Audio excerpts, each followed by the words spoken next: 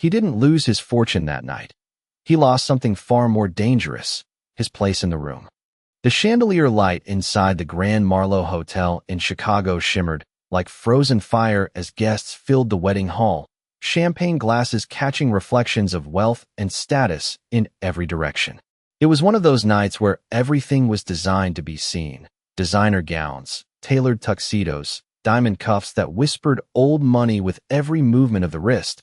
But in the middle of it all, Ethan Carter sat alone at a round table meant for six. He was the kind of man people usually circled, not ignored. Billionaire CEO of Carter Dynamics, a tech empire built across glass towers and boardrooms in Manhattan. Yet tonight, not a single guest had chosen his table. Conversations flowed around him like he was invisible, laughter rising and falling in waves that never included his name. Ethan didn't move much, only adjusted his cufflink once, then twice, his eyes scanning the room not with anger, but with a quiet awareness that something social had gone slightly wrong in a way no contract or acquisition could fix. Across the ballroom, Ava Johnson moved between tables with practiced ease, balancing a tray of crystal glasses that reflected the warm gold lighting above. She wasn't supposed to notice the details of the guests, but she did anyway. The way people avoided sitting alone, the way status decided who was included in photographs, the way silence sometimes followed certain individuals like a shadow. Ava had worked enough weddings across downtown Chicago to recognize when someone didn't belong by choice and when someone didn't belong by circumstance. Ethan Carter fell into neither category completely, which made him stand out even more. A nearby table of guests leaned slightly toward each other, their voices lowered but not enough to disappear. "Is he here alone?" One of them asked with a smile that wasn't entirely kind. Another responded with a soft laugh. "Maybe he prefers it that way. Or maybe no one showed up for him." The words drifted just far enough for Ethan to hear, though he didn't react. Instead, he looked down at the untouched glass of water in front of him, as if studying it might explain why the room felt slightly tilted against him tonight. Ava passed by again, slower this time, noticing the subtle shift in his posture, the stillness that wasn't comfort, but isolation. It wasn't her job to interfere, only to serve, but something about the moment lingered in a way she couldn't ignore.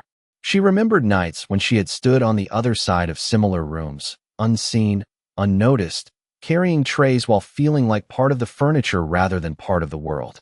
That memory stayed with her longer than she liked to admit. Ethan exhaled quietly, almost as if deciding whether to leave, when a group of guests near the center of the hall laughed slightly louder than before, their attention briefly brushing past him like he was an empty seat rather than a person. It was in that exact moment that Ava slowed her steps, her gaze settling on him not as a CEO, not as a billionaire, but as a man sitting too still in a room that had quietly decided he was alone. She approached without announcing herself. The sound of her shoes softened by the carpeted floor, and when she finally stopped beside his table, the noise of the ballroom seemed to drift just slightly further away. Ethan looked up, surprised not by her presence, but by the fact that someone had actually chosen to stand there. Ava leaned in just enough for only him to hear, her voice steady, calm, almost invisible to the surrounding noise, and what she said didn't belong to the logic of the room, but to something far more human, something that would quietly shift the entire shape of his night without anyone else realizing it had already begun. The air around the wedding hall shifted in subtle ways that most people never consciously notice, yet everyone feels. Conversations continued, glasses clinked, laughter rose and fell like music designed for a world Ethan Carter no longer seemed to belong to. He remained seated, still and composed, but now there was a faint change in his expression, not of anger or embarrassment, but of awareness, as if he had just realized the rules of the room were not written in his favor. Ava Johnson stood beside him for a moment, longer than etiquette normally allowed, her tray held steady at her side, her posture calm but intentional. She had not spoken loudly, yet her words lingered in the space between them like something carefully placed rather than spoken into the air.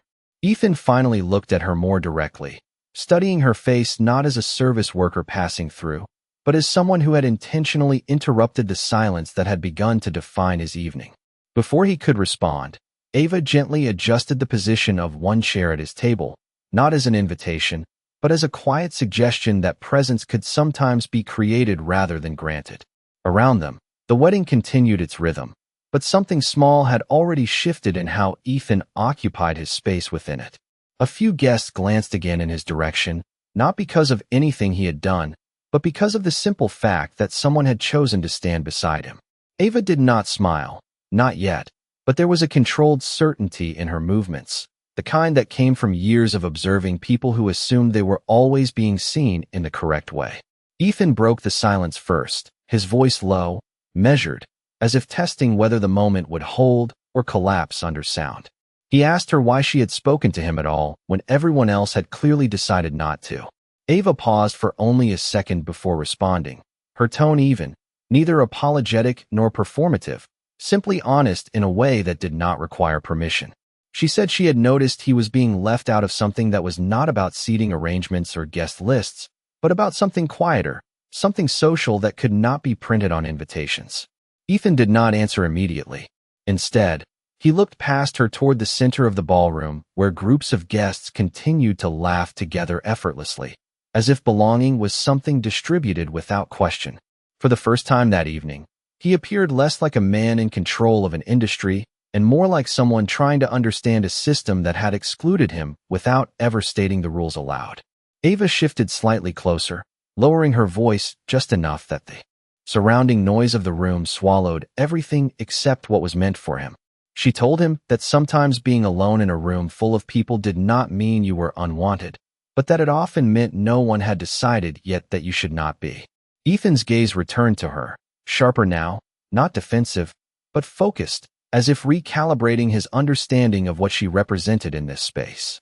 A server passed nearby, briefly interrupting the moment, and when the tray of glasses moved away, the silence between Ethan and Ava felt heavier, more defined. He asked her name, and she answered without hesitation, as though names were not introductions but acknowledgments. Around them, nothing dramatic happened, no sudden attention shifted, no announcement echoed through the hall, yet something fundamental began to take shape in the quiet margins of the evening. Ethan remained seated, but the isolation that had defined him earlier no longer felt absolute. Ava remained standing, but the distance between service and presence had begun to blur in a way neither of them acknowledged directly. The wedding continued its celebration, unaware that a small corner of the room had begun to operate under a different set of rules, where visibility was no longer dictated solely by status, but by the simple fact that someone had chosen to be seen. The wedding hall continued to move in its carefully choreographed rhythm, yet the space around Ethan Carter and Ava Johnson had begun to feel slightly separated from everything else, as if an invisible boundary had formed without permission. Ethan remained seated, but the way he held himself had changed in ways too subtle for anyone to name directly. He was no longer simply observing the room. He was now aware of how the room was beginning to observe him back. Ava stood beside him with the same calm professionalism she had shown from the beginning of her shift, but there was a quiet intention in her presence now, as if she had already accepted that the moment she had created would not remain contained. Across the ballroom, conversations continued, but human attention has a way of drifting toward disruption, even when it is gentle rather than loud. A nearby guest glanced in their direction a little longer than before, then whispered something to another, and within seconds, the smallest thread of curiosity began to spread outward. Ethan noticed it, not immediately as a threat, but as a shift in temperature within the room. He adjusted his posture slightly, not out of discomfort, but out of awareness that he was no longer entirely unseen. Ava, sensing the same change, leaned slightly closer without breaking composure and reminded him in a low voice that in places like this, perception often moved faster than truth. Her words were not instructions, but observations shaped by experience, and Ethan listened in a way he had not listened to anyone in quite some time. For a brief moment, neither of them spoke, and in that silence the earlier gesture between them began to take on a life of its own. It was not yet understood by the room, but it had already been interpreted incorrectly by those watching. At a nearby table, a couple who had previously ignored Ethan now exchanged subtle looks, as if reassessing what they thought they knew. A server passed by and paused slightly when noticing Ava still standing there, and that pause alone added weight to the situation that neither Ethan nor Ava had formally defined. Ethan finally spoke again, his voice quieter than before, asking whether what she had done earlier had been meant as assistance or something else entirely. Ava considered the question for a moment, then responded with calm precision that she had not intended to create confusion, only to interrupt a moment of unnecessary isolation. The simplicity of her answer made Ethan pause, because it revealed no expectation, no hidden agenda, only clarity. Around them, the wedding continued its celebration, but the emotional geography of the room was no longer evenly distributed. People began to notice patterns where none had existed minutes earlier, filling gaps with assumptions as humans often do when they sense imbalance without explanation. Ethan realized that the absence of hostility was not the same as inclusion, and that Ava's decision to stand beside him had altered how absence itself was interpreted. He asked her, almost cautiously, why she had chosen him specifically in a room full of people who might have ignored him indefinitely. Ava did not answer immediately, instead briefly looking toward the center of the ballroom, where the bride and groom were surrounded by effortless attention. When she finally spoke, her voice carried a quiet certainty that did not seek approval. She said she recognized what it felt like when a person was physically present but socially erased, and that sometimes acknowledgement did not require familiarity, only recognition of something shared. Ethan absorbed her words without interruption, and for the first time that evening, he looked less like a figure defined by corporate influence and more like a man recalibrating his understanding of connection in a space that measured value in entirely different ways. The distance between them remained unchanged physically, but something intangible had shifted in how that distance was understood. Ava adjusted the strap of her tray slightly, preparing to return to her duties, but did not immediately move. Ethan, still seated, watched her with a level of attention that had nothing to do with transaction or expectation. Around them, the wedding hall continued its celebration, unaware that within one corner of the room, perception had begun to quietly rewrite itself without announcement, instruction, or permission. The atmosphere inside the wedding hall had begun to shift in a way that no single person could fully control or define, yet everyone subtly reacted to it. Ethan Carter remained seated at the same table, but the sense of being alone had transformed into something more complex, something that felt less like absence and more like observation. Ava Johnson had not moved far, only a few steps away now, but still within a range where her presence continued to influence how the space around Ethan was being interpreted. The music from the live band carried through the ballroom, soft and continuous, but even that familiar rhythm felt slightly distant from the small, unfolding moment near the edge of the room. Ethan's gaze followed Ava as she began to turn slightly, as if preparing to return to her responsibilities, yet there was hesitation in her movement that suggested the conversation had not fully concluded in either of their minds. Around them, guests continued their celebrations, but human awareness has a tendency to fracture when curiosity begins to spread, and that fracture had already begun. A man seated several tables away leaned slightly forward, his attention now subtly anchored to Ethan's table more than to his own conversation. Ava noticed this shift without acknowledging it directly, her experience in environments like this allowing her to read attention the way others read menus. She understood that what had started as a simple act of inclusion was now being reinterpreted by people who had not heard the conversation but had already decided it meant something larger. Ethan, still processing her earlier words, spoke again, his tone lower than before, asking whether situations like this were common for her. Moments where she felt compelled to intervene in places where she technically had no role beyond service. Ava paused at the question, not because she lacked an answer, but because she was deciding how much of herself was appropriate to reveal in a space like this. When she finally responded, her voice carried a calm certainty shaped by repetition rather than emotion. She explained that she had learned over time that silence in crowded rooms was not always neutral, and that sometimes it functioned as a form of agreement, even when no one intended it that way. Ethan absorbed this without interruption, his expression reflecting a subtle reevaluation of how he had experienced the first part of the evening. The concept of being present but socially unacknowledged was not unfamiliar to him in business contexts, yet this felt different, more personal, less structured by competition and more by perception. Ava finally shifted her weight, preparing once again to step away, but Ethan raised his hand slightly, not to stop her, but to acknowledge that the moment between them still held unresolved meaning. He asked her if she always spoke to guests this way, with this level of directness, and she responded that she did not, only that she chose carefully. When silence needed interruption. Her answer was simple, yet it created a pause that neither of them immediately filled. In that pause, the environment around them subtly reacted again. A passing guest slowed their movement, then continued walking, but with a glance that lingered just a little longer than necessary. The wedding continued its flow, yet the emotional center of gravity had shifted imperceptibly toward this small exchange at the edge of the ballroom. Ethan noticed it not as attention seeking him, but as attention adjusting to the presence of Ava beside him. He realized that her standing there had changed not only how others viewed him, but how he viewed himself within the space. Ava, sensing the growing weight of unintended observation, finally took a step backward, signaling a return to her duties, yet she did so without the urgency of avoidance. Ethan did not stop her this time, but his eyes followed her movement as she re-entered the flow of service between tables. As she walked away, the sense of altered perception did not disappear.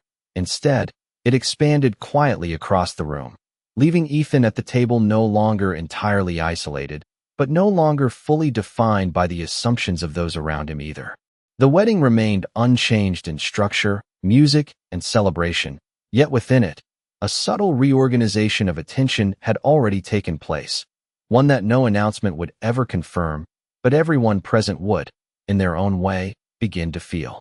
The subtle recalibration within the wedding hall continued to evolve in ways that no announcement or formal shift could capture, yet every movement of attention seemed to quietly orbit around the small space where Ethan Carter had been sitting. He remained at the table, no longer as isolated as before, yet not fully integrated into the surrounding social flow either. The absence of Ava Johnson beside him created a noticeable difference, not in physical visibility, but in how the room interpreted his presence. Conversations resumed at nearby tables, yet occasional glances still drifted toward him, as if people were trying to resolve an unspoken question that had entered the atmosphere without permission. Ethan noticed these micro-changes with increasing clarity. He was accustomed to rooms where attention was deliberate, negotiated, or earned through status, but this felt different, more instinctive, less controlled.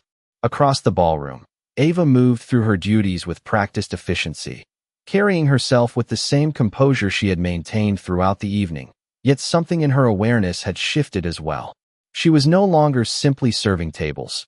She was now navigating the consequences of having altered perception in a space that valued predictability. As she approached the far side of the hall, she briefly paused to adjust the table setting, but her attention subtly returned to Ethan's direction, as if confirming that the moment she had stepped away from was still stable rather than dissolving. Ethan, meanwhile, found himself observing not just her absence, but the way her absence changed the meaning of what had just occurred. Without her standing beside him, the table felt once again like a neutral point in a room that was actively interpreting neutrality as something unusual. A guest nearby leaned toward another and spoke in a low voice, and although Ethan could not hear the words, he understood the rhythm of speculation. It was not hostility that surrounded him now, but curiosity, and in environments like this, curiosity often carried more weight than judgment. Ava finished her task and began moving back through the space, but this time her path was less direct, as if she was aware that returning to Ethan's table would be read differently than when she had first approached it. Ethan saw her before she reached him, and this time he did not wait for her to stop.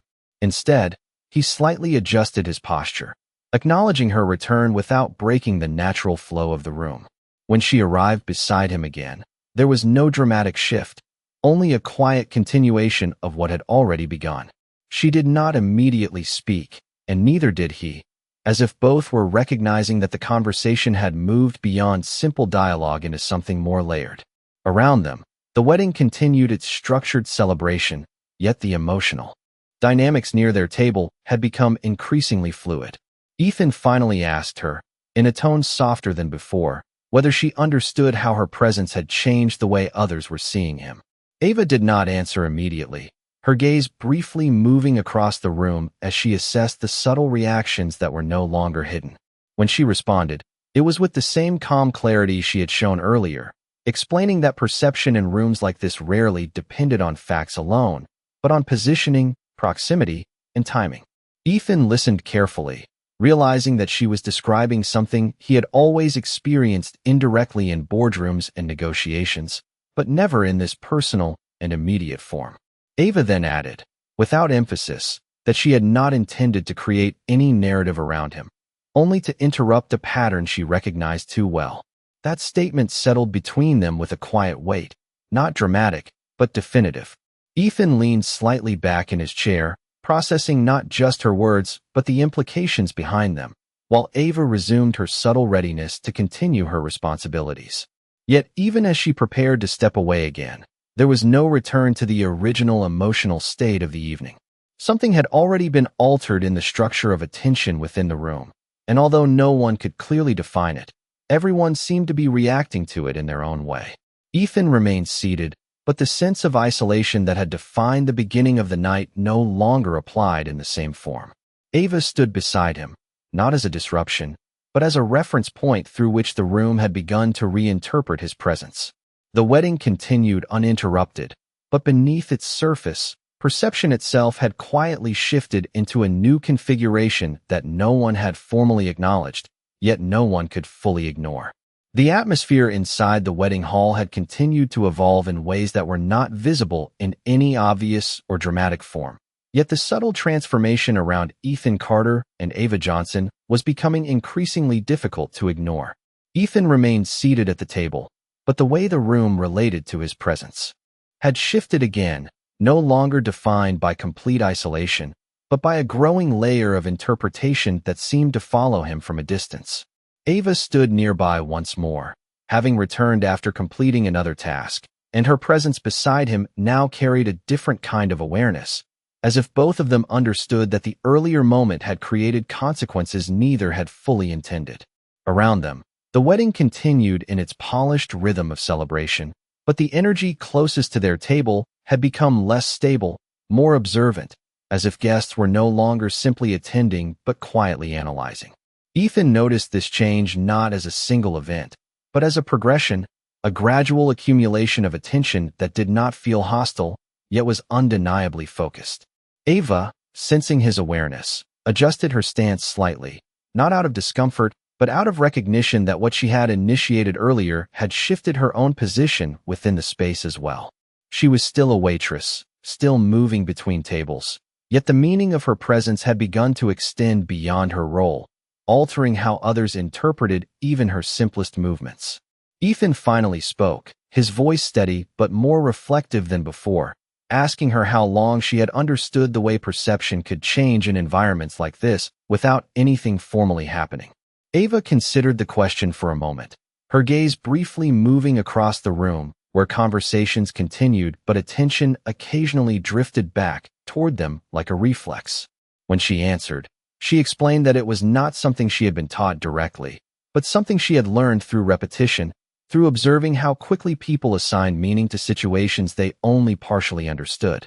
Ethan listened carefully, realizing that what she described was not just social observation, but a kind of structural awareness of human behavior that he had rarely encountered outside strategic environments. He leaned slightly forward, acknowledging that he had always assumed control in rooms like this came from position or influence, but what she was describing suggested something far more subtle was at play. Ava responded without hesitation that influence often mattered less than timing, proximity, and the willingness to act when others chose not to. Her words did not carry judgment, but they carried clarity, and that clarity lingered in the space between them. Around the hall, a few guests began to notice that Ethan was no longer entirely alone in perception, and that Ava's presence beside him had created a kind of interpretive ambiguity that people were now trying to resolve in real time. A man at a nearby table glanced over more than once, then returned to his conversation, only to glance again moments later, as if recalibrating his assumptions. Ethan noticed these patterns and understood, in a way that felt increasingly concrete, that his earlier isolation had not been simply about physical separation but about narrative absence. Ava, meanwhile, remained composed, yet there was a quiet awareness in her expression that suggested she understood the delicate balance of what had been created. She did not appear concerned, but she was attentive, as if tracking how far the shift in perception might extend without becoming unstable. Ethan asked her, more softly now, whether she ever worried about stepping into situations that were not technically hers to change. Ava paused before responding, then said that she did not see it as stepping into something that belonged to others, but rather as responding to moments where silence had already made a decision that affected people without their consent. The simplicity of her explanation created a silence between them that felt different from earlier pauses, less uncertain and more grounded. Ethan leaned back slightly, absorbing the idea that silence itself could function as participation rather than absence. Around them, the wedding continued its celebration, but the emotional architecture near their table had become something distinct, something that no longer aligned fully with the rest of the room. Ava finally shifted as if preparing to move again, but Ethan did not stop her, instead watching as she blended back into the flow of service while leaving behind a subtle but lasting change in how the space around him was being perceived. For the first time that evening, Ethan did not feel defined by either isolation or inclusion, but by something in between, shaped by awareness rather than position, while the room continued to quietly adjust to a reality that had already begun to change. The wedding hall had settled into a rhythm that appeared unchanged on the surface, yet beneath its polished celebration, something had already shifted permanently in the way Ethan Carter was being perceived. He remained seated at the same table, but the absence of isolation had evolved into something more ambiguous, as if the room no longer knew exactly how to categorize his presence. Ava Johnson was no longer beside him at that moment, having moved back into the flow of service, yet the impact of her earlier presence still lingered in how attention subtly returned to his table in uneven intervals. Ethan noticed it not as a sudden change, but as a continued unfolding, like a narrative the room itself had begun to write without announcing it. Guests continued their conversations, but more than once, glances drifted toward him and then away again, as if people were reconsidering what they thought they understood only minutes earlier. Ethan had spent most of his life in environments where perception was structured by authority, contracts, and financial influence. But here, in this wedding hall, perception was behaving like something fluid and unstable, shaped by human curiosity rather than defined rules. Across the room, Ava completed her tasks with measured efficiency, yet her awareness remained partially anchored to Ethan's table, not out of obligation, but out of recognition that what had started as a simple interruption had evolved into something that could no longer be undone. She moved between guests, balancing trays and responding to requests. Yet each step seemed to carry an additional layer of awareness about how her earlier decision had altered the emotional geometry of the room. Ethan finally stood from his chair, not abruptly, but with a calm motion that suggested he was no longer reacting to the environment, but observing it from within. This subtle change did not go unnoticed. A few nearby guests adjusted their posture slightly, their attention briefly aligning with his movement before returning to their own conversations. Ava, noticing him stand from across the room, slowed her pace momentarily, then continued forward as if maintaining the natural flow of her responsibilities. When she eventually approached again, there was no dramatic shift in energy, only a continuation of the quiet understanding that had been forming between them throughout the evening. Ethan did not immediately speak, instead watching her as she placed a glass carefully on a nearby table before turning her attention back to him. The space between them felt different now, not defined by hierarchy or service, but by something less visible and more interpretive. He asked her, in a voice lower than before, whether she realized that what she had done earlier had changed how people were now seeing both of them, not just him alone. Ava paused briefly, then responded with the same clarity she had shown throughout their exchanges, explaining that people rarely separate individuals from the context they appear in, and that once a narrative begins forming in a room, it tends to reshape everything it touches. Ethan listened without interruption, absorbing the implication that perception was not static but continuously reconstructed by collective attention. Around them, the wedding celebration continued. Yet the emotional center of gravity had shifted further away from the formal structure of the event and closer to the subtle dynamic between two people who had unintentionally altered it. A guest near the bar glanced toward Ethan again, this time with a different expression, not dismissal, but curiosity mixed with uncertainty, as if trying to reconcile earlier assumptions with what was now unfolding. Ava adjusted her position slightly, not to distance herself, but to remain aligned with the flow of service while still acknowledging the presence of Ethan beside her. He asked her one final question, whether she often realized the extent of impact her actions had in moments like this. Ava considered it briefly, then said that impact was rarely visible in the moment it occurred, and that most changes only revealed themselves afterward when people began to reinterpret what they had witnessed. The simplicity of her response created a silence that felt more definitive than earlier pauses, not heavy, but conclusive in a quiet way. Ethan nodded slowly, understanding that what had begun as a brief interruption earlier in the evening had developed into something neither of them fully controlled anymore. Ava returned to her duties once more, blending back into the movement of the hall, but the space she left behind was no longer neutral. Ethan remained standing for a moment longer, observing the room with a perspective that had shifted from participant to witness, while the wedding continued around him, unchanged in structure, yet undeniably altered in meaning. The wedding hall had begun to feel like a living system of shifting perception rather than a fixed environment, where every small action carried a weight far beyond its immediate intention. Ethan Carter stood near the edge of the main floor now, no longer anchored to his original table, as if the boundaries of his presence had subtly expanded without anyone explicitly acknowledging it. The conversations around him continued in elegant rhythm, yet the frequency of glances directed toward him had changed again, becoming less dismissive and more interpretive, as if people were no longer certain how to categorize what they were witnessing. Ava Johnson moved through the hall with the same professional composure she had maintained throughout the evening, but the awareness in her expression suggested she understood that the situation she had helped initiate was still evolving beyond any single interaction.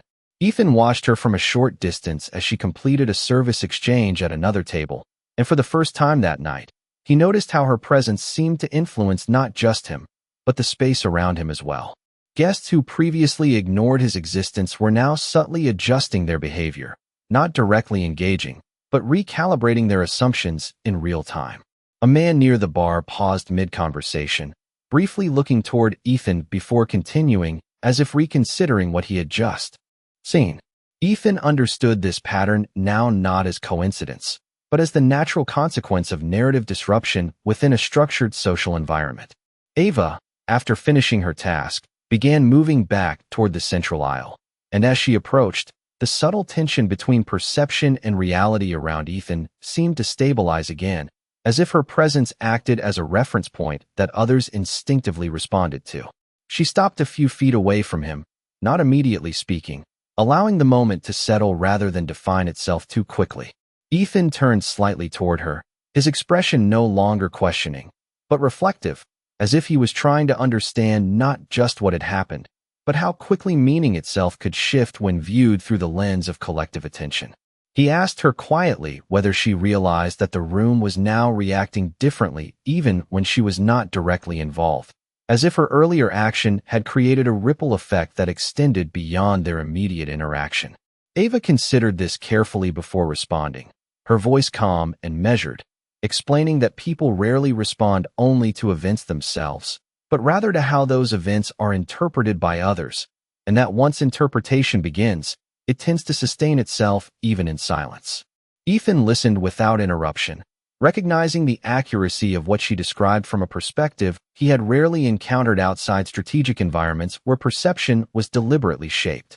Around them, the wedding continued its structured celebration, yet the emotional alignment of the room had shifted further away from uniformity. Several guests now engaged in conversation with slightly altered tone, as if unconsciously factoring in the presence of Ethan and Ava within their awareness. Ava then added, without emphasis, that she had not intended to create any lasting effect, only to respond to a moment that felt unbalanced in a way she could not ignore.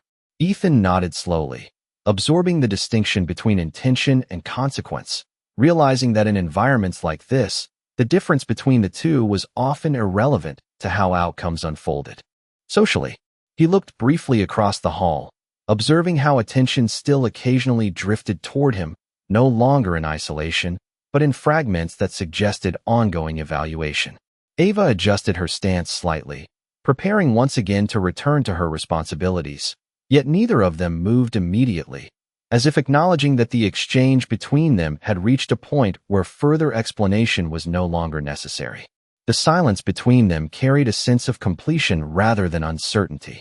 After a moment, Ava stepped back into the flow of service, blending once again into the movement of the wedding hall, while Ethan remained standing in place, no longer defined by absence or inclusion, but by something more fluid that existed in between, shaped entirely by how others now chose to perceive what had already changed. The wedding hall continued its celebration long after the emotional structure around Ethan Carter and Ava Johnson had already shifted into something more subtle and irreversible. The music remained smooth, the lighting remained warm, and the guests continued to move through conversations as if nothing fundamental had changed, yet the perception surrounding Ethan was no longer what it had been at the beginning of the evening. He stood near the edge of the main floor, no longer isolated in the way he had been earlier, but also no longer fully defined by the assumptions of the room. There was now a quiet ambiguity around him, shaped not by status or introduction, but by the way people were recalibrating their understanding of what they had witnessed throughout the night. Ava Johnson was somewhere within the flow of service again, moving between tables with steady professionalism. But even when she was not physically near him, the effect of her earlier presence still lingered in how the environment responded to him.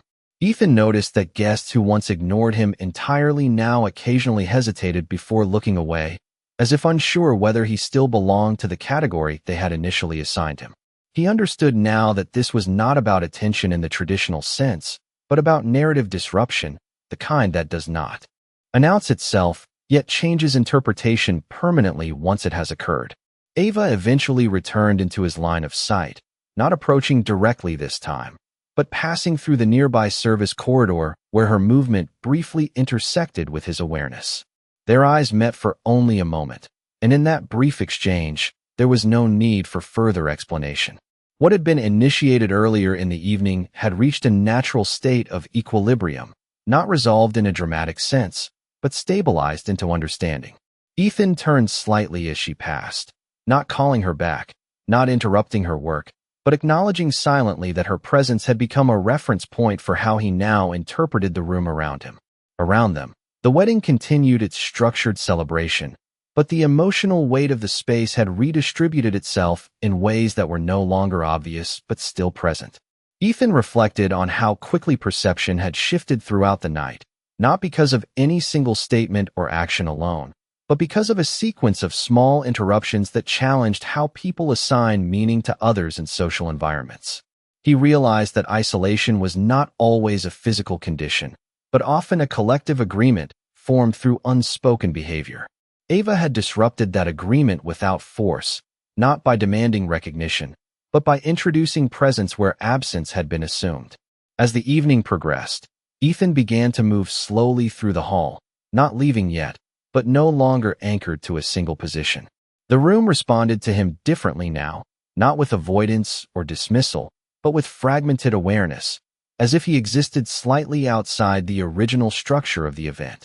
Ava, continuing her duties, occasionally passed within his peripheral awareness, and each time their brief intersections reinforced the quiet understanding between them without requiring repetition or reinforcement. Near the final stage of the evening, Ethan paused once more at the edge of the ballroom, observing the celebration as it approached its natural conclusion.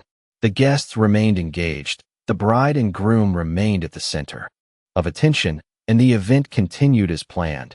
Yet Ethan's internal interpretation of the space had fundamentally changed. He no longer measured the room by hierarchy or inclusion, but by awareness and recognition.